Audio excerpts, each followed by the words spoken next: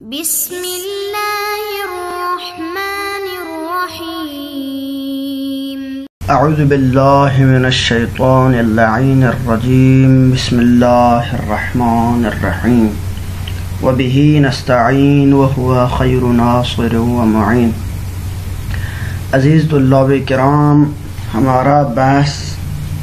جو ہے شرائط نبی کے بارے میں ہے کہ ہم مسئلہ رابعہ جو کہ طریق ہے نبی کی صدق کو پہچاننے کا کہ انبیاء صادق ہے کہ کاذب ہے، کہ اگر کوئی بندہ نبوت کا دعویٰ کرے تو وہ سچا ہے کہ جھوٹا ہے، پہچاننے کے کئی طریقے تھے۔ تو ان میں سے ایک طریقہ یہ تھا کہ وہ نبی معجزہ پیش کرے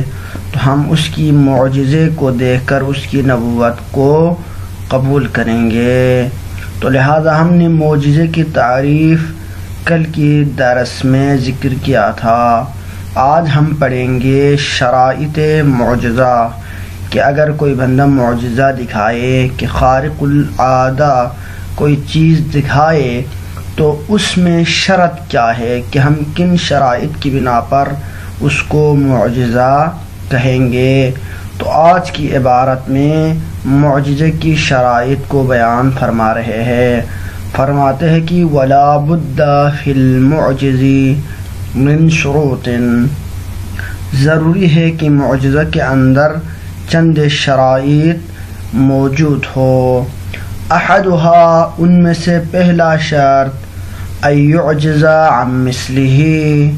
کہ عاجز بنا دے اس جیسوں کو، کہ ان یعجز عن مثلہ، کہ اس کے مثل سے عاجز ہو۔ او ما یقاربہ الامۃ المبعوث الیہا، اس کے مثل یا اس کے مقارب، یعنی ہو بہو وہی کام انجام دینے سے یا اس جیسے کام انجام دینے سے جو کہ خارق العادہ ہے، باقی امت کیا ہو، عاجز ہو۔ یعنی جس امت کی طرف اس نبی کو بھیجا گیا ہے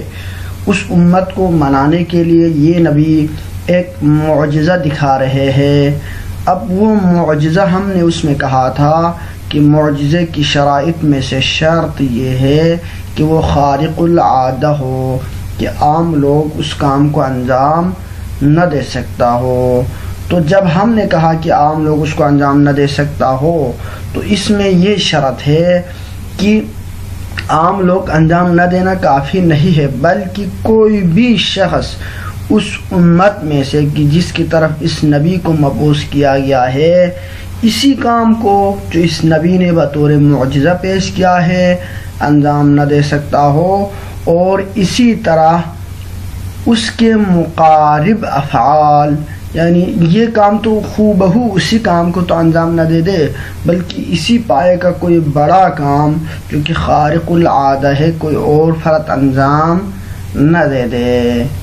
اگر انجام دے تو لہذا یہ ایک نارمل کام بن جائے گا اور یہ معجزہ شمار نہیں ہوگا۔ یہ شرط اول ہے۔ الثانی، دوسری شرط ہے کہ ان یکون من قبل اللہ تعالی، کہ یہ جو نبی کوئی معجزہ دکھا رہا ہے تو اس کے اندر شرط ہے کہ یہ معجزہ اللہ کی طرف سے ہو، او بامرہ، یا امر خداوندی سے ہو۔ یہاں پر یہ بحث اس لیے کیا گیا کہ کیونکہ علماء کے درمیان ایک معرکۃ الآراء بحث ہے کہ معجزہ کے فاعل حقیقی کون ہے، جس کو ہم انشاءاللہ آنے والے دروس میں بیان کریں گے۔ تو معجزہ کے اندر یہ بحث ہے کہ معجزہ کا فاعل حقیقی کون ہے۔ تو بعض لوگ کہتے ہیں مستقیماً خود نبی، مستقیماً اللہ تعالی ہی فاعل معجز ہے، یعنی اللہ تعالی خود اس معجزے کو انجام دیتا ہے، نبی کا اس میں کوئی اختیار نہیں ہوتا۔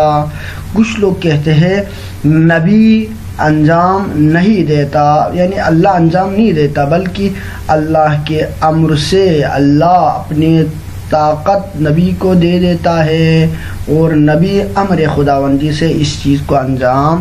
دیتا ہے۔ بہرحال آپ ان میں سے جس نظرے کے قائل ہو جائے، ہونا اس فعل کا منبع ذات باری تعالی ہونا چاہیے، لہذا معجزے کی شرط ثانی ہے کہ وہ من قبل اللہ ہو۔ الثالث، تیسری شرط یہ ہے کہ ان یکون فی زمان التکلیف، یہ جو معجزہ دکھا رہا ہے وہ زمان تکلیف میں ہو، یعنی لأن العادت تنتقض عند اشراط الساعہ، زمانے کی شروع کے ساتھ وہ چیز، وہ عادت ٹوٹ جاتی ہے۔ لہذا ہم نے یہ کہا تھا کہ کوئی بھی نبی اگر معجزہ دکھائے تو معجزے کی شرط یہ ہے کہ وہ خارق العادہ ہو۔ خارق العادہ کا مطلب یہ کہ زمان تکلیف کے اندر وہ چیز خارق العادہ ہو، یعنی اگر حضرت موسیٰ، حضرت عیسیٰ علیہ السلام اس زمانے میں بھیجے گئے اور اس زمانے میں ٹی وی کی بیماری اگر ہم فرض کر لے یا اس کے علاوہ کوئی ایسی بیماری، یعنی جو بندہ گورا ہو چکا ہے یعنی گونگا ہو چکا ہے، اس کے علاج اس زمانے میں نہیں ہے، تو اگر حضرت عیسیٰ علیہ السلام اسی زمانے کے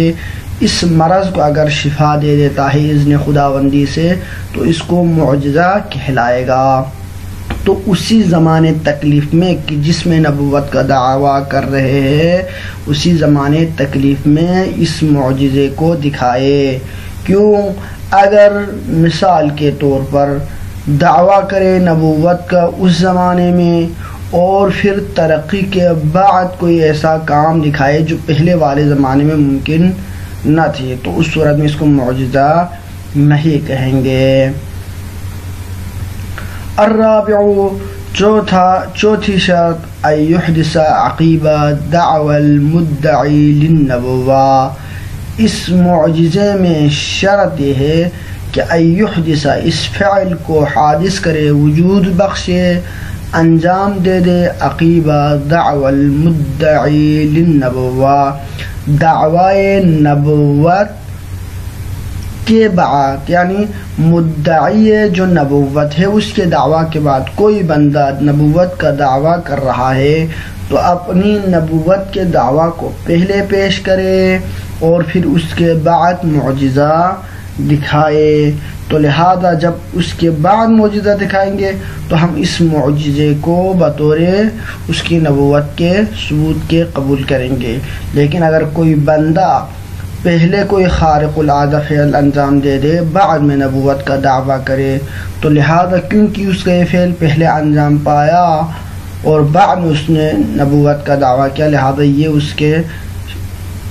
علامت میں سے شمار نہیں ہوگا۔ للنبوہ یعنی المدعی للنبوہ، دعوی نبوت کرے، او جاریا مجرا ذالک، یا جاری مجرائے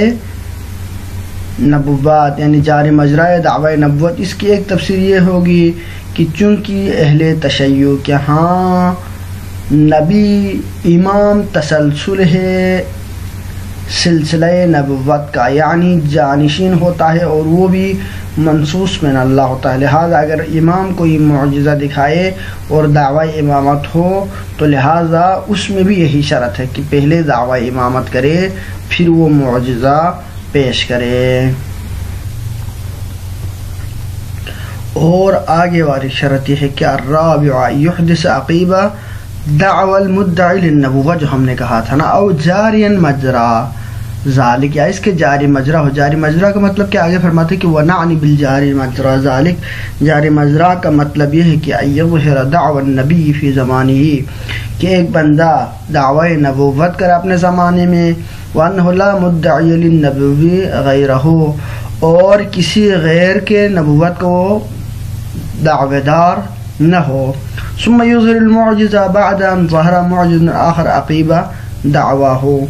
پھر یہ بندہ ایک معجزہ دکھاتا ہے جس نے نبوت کا دعویٰ کیا ہے، بعد ان ظہر معجز آخر عقیب دعواہ، وہ دوسرا بندہ جس نے یعنی معجزہ دکھایا تھا اس کے دعویٰ کے بعد، فیکون ظہور الثانی، تو لہذا اس دوسرے بندے کا یہ ظاہر کرنا کل متعقب لدعواہ، اس کے دعویٰ کے متعقب اور مقابل میں ہوگا، لأنہ کیونکہ یعلم تعلقہ بدعواہ، کیونکہ یہ بندہ جانتا ہے کہ یہ جو معجزہ وارد ہوا ہے وہ اس کے دعویٰ کے ساتھ تعلق رکھتا ہے، او یا اس وجہ سے کہ انہ لأجلہ ظہر کالذی ظہر عقیب دعواہ، اس بندے نے ویسا ہی کام انجام دیا جیسے اس نے انجام دیا ہے۔ یعنی اس شرط رابع کا خلاصہ یہ ہے کہ ایک بندہ دعویٰ کرے اور اس دعویٰ کے بعد کوئی چیز دکھائے، یہ شرط ہے، اور دوسری شرط اس میں جو بیان کی جاری مجرا میں، اس میں یہ بیان کیا کہ اگر کوئی بندہ نبوت کا دعویٰ کرے تو اس کا کوئی معارض نہ ہو، معارض نہ ہونا کیا ہے؟ شرط ہے۔ مثال کے طور پر اگر اے یعنی الف یا زید آپ کہے، زید دعویٰ کرے کہ میں نبی ہوں، اور اس کی نبوت کا جو یعنی اس نے جو نبوت کا دعویٰ کیا ہے اس کے لیے بطور دلیل وہ یہ کہے کہ میرے ساتھ یہ دیوار کلام کرے گا، جب دیوار اس سے کلام کرے گا، اس نے اپنے نبوت کا یعنی جو بطور دلیل پیش کیا، بطور دلیل جو اس نے ثبوت پیش کی، معجزہ پیش کیا، وہ کہے اس کے ساتھ کلام کرے گا۔ اب امر ہے وہ کہے گا کہ اگر کلام کرے گا دیوار اس کے ساتھ تو یہ یعنی میں نبی ہوں، یعنی میں دعویٰ کرتا ہوں کہ یہ بندہ نبی نہیں ہے یا میں نبی ہوں۔ دلیل کیا ہے کہ اگر اس بندے کے ساتھ دیوار کلام کرے گا تو یہ نبی نہیں ہوگا۔ تو لہذا اگرچہ اس بندے نے جو پہلے دعویٰ کیا تھا اس نے اپنے دعویٰ کو تو پورا کیا، لیکن یہاں پر شبہ آ گیا کہ دوسرے بندے نے اس کی نبوت کے خلاف دعویٰ کیا ہے، تو لہٰذا یہ معارض آنے کی وجہ سے اس کا جو معجزہ ہے اس پہ اشکال ہوتا ہے، لہٰذا نبوت جیسے عظیم دعویٰ کے لیے ایک متردد اور مشکوک دلیل بطور دلیل قائم نہیں ہو سکتے، لہٰذا اذا جاء احتمال بطل الاستدلال ہو جائے گا، لہذا اس کی نبوت یعنی ثابت نہیں ہوگی۔ بس شرط یہ ہوا کہ نبوت کے لیے جو معجزہ پیش کرے اس میں شرط ہے کہ وہ اس کے لیے کوئی معارض نہ ہو۔ الخامس، پانچواں شرط یہ ہے کہ ان یکون خارقا للعادت، کوئی بندہ یہ جو معجزہ پیش کر رہا ہے وہ معجزہ خارق عادت ہونی چاہیے، یعنی نارمل زندگی میں ایسا کوئی فعل انجام نہ دے سکتا ہو، یہ بھی معجزے کی شرائط میں سے ایک شرط ہے۔ خارق العادہ جیسے کہ ایک بندہ